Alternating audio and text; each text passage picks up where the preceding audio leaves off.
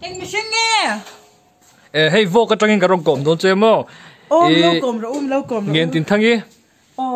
Tu lai CAB hi đâu mi? Ibiang ha CAB tin susia. Lia hi, mình in cần đâu vậy à? Anh đi lấy ngay ngày đàn CAB hi. Abi là tấm mà cái gì? Inap kia kêu phải rồi mo là Lia, đâu có rồi thì lại về lấy cái mùng chứ. Hey hi trophy don home mi. Hi, đi cùng mùi por award ta khá này hi cái đó nó nhà mua. Chọn bạc hạt khu. Cầm mùi hi, sai lên em mà vàng như này hi, bị top được mà ta tìm quỷ nan. Khát đinh rình lâu khang cái mo, qual tệ lên. Chọn in mo. Cái công thằng nào qua din, mùi khoa din cái tụi mà.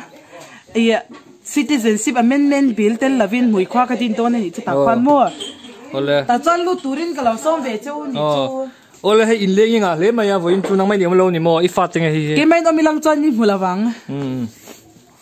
Cho nên khôi hay thì giống hay mình in. Hay thì giống lâu thì chú in đăng nghe này xem mình tiệt. Nè, anh đi chung mole, anh đi le zona cái zole don chia, anh nghe favorite cho mẹ. Cái favorite cho mẹ chú blue nha. Anh nghe chú gì à? Color cái sợi đi. Favorite cho mẹ cái tí lo. Favorite cho mẹ ông ngay lo favorite color cha lo mo. Ông đi lấy cho mẹ duber. Cái cho mẹ duber chú mo. Mình sau đó mình ăn là chinh choạc là ba. Turin New York cái sự chuyện. Anh đi chung mole, anh đi le cái color duber chú sấy rồi. Cái color duber mo. Anh đi le, anh nghe imi badu zong mẹ lâu xịt thing em. Anh tin mo? Imi badu zong mẹ lâu xịt thing em. Cái mình badu zong chú lung choi thiam em chân chú hay lung hi kan khol china ri choi the em hi ka du tak mai mi mo chuanin ka thom no hak tu zong chu he in wang hianin simple living and high thinking hi ka thupui ani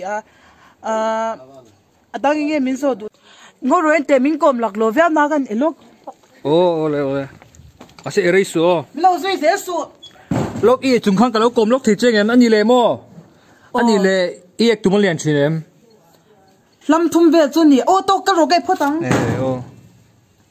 anh đi làm mo, ie khian mo, nghe gì ta, ie khian in tùy bạc cái răng in man chin, job thum, anh đi làm mo, nó không lấy lốc thế, i lấy ip thêm, ip thèng ủa, cái giọt lạc lò véo cheng rồi, ie lại cái cầm thế thôi em, thì khát mình cầm mấy rồi cái chết đó, thì khát mình camera hiện cái là lâu mấy à, bây giờ, thì khát mình sao dễ là anh đi làm mo, anh đi làm email trái tim, model tour cho mình xong nó sức hợp mấy mà sẽ anh muốn nào mình mua ya nên mình lâu gần sẽ lấy việc gì anh đi làm makeup à hiện anh makeup nghe nghe nát biết anh company nghe Kylie Cosmetics cái mang nó sao mà sẽ cái mà mình ăn khắp à nó tiếng nghe các bạn viện phải lo anh company cái tìm mình trả các mua ya đi chung một lẽ chú vàng cho nên morphe cái mang morphe pon đi cũng mà khai cái mà polin mình khắp nó đàn anh xem top ie khăm tem khăm lo mình lo ngạc la cái khăm mà còn cầu lên ole thình bụi tê in sao kìa cái là win nghe hay đâu đi lại cái lồng sặc chia in giáo vết rồi phảiรับthao về hay chẳng hay chứ hi mi này khá lâu đang nghe phuột cheeseburger te American phuột cho nên số ta số cái rồi mình rồi còn to số anh lệ ala top na emaili a chala won ti khop maya hi dikitem amu tu zira ni ani chu mole ole kan kom pe vak to ro che tura chon ho to me la min kom pe to lo tu chuan ole aya lo sak sa tu